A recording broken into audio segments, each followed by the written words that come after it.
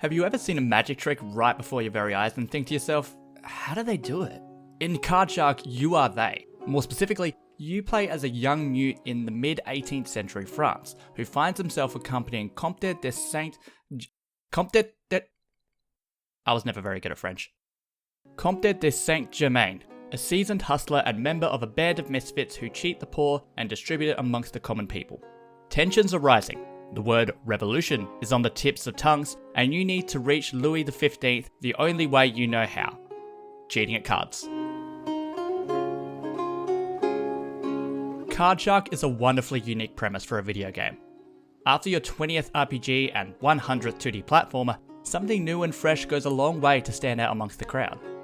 We all had that phase growing up where we tried to learn cheap card tricks to impress the family while they were too busy watching TV, and this game allows us to live that dream without annoying them.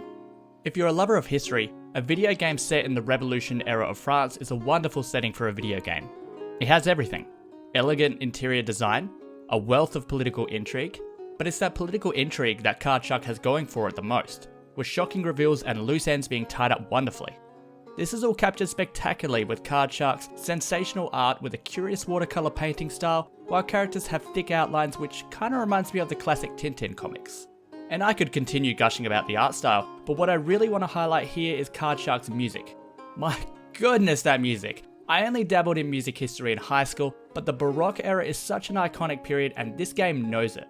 The elegance and grace that is present when you walk into a beautifully designed mansion captures the scene perfectly, and you are instantly snapped back to the reality of your origins when you return to the caravan and listen to the wiry sounds of violins and cellos. So yes, Card Shark has its unique gameplay, but the presentation is what sells and drives its point home impeccably.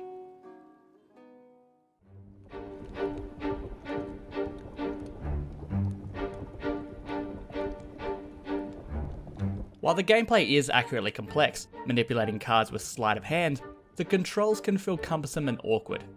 If you're one who works off muscle memory, it's difficult to establish a rhythm, as you're learning a new trick almost every other mission. While I absolutely love the plot and setting, the plot progression can feel disjointed and oddly paced. The game certainly jumps into the thick of things from the very beginning, with the protagonist's bossy and overbearing guardian being shot in a bar altercation, and the young mute getting thrown straight into the thick of things. However, after that quick introduction, the mission to meet Louis XV can feel unevenly paced.